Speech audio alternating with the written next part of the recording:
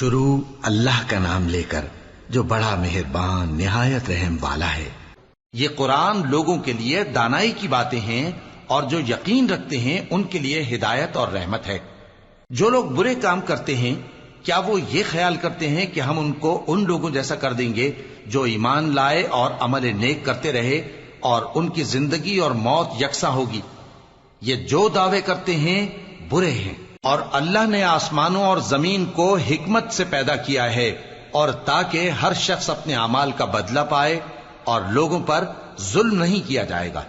بھلا تم نے اس شخص کو دیکھا جس نے اپنی خواہش کو اپنا معبود بنا رکھا ہے اور باوجود جاننے بوجھنے کے گمراہ ہو رہا ہے؟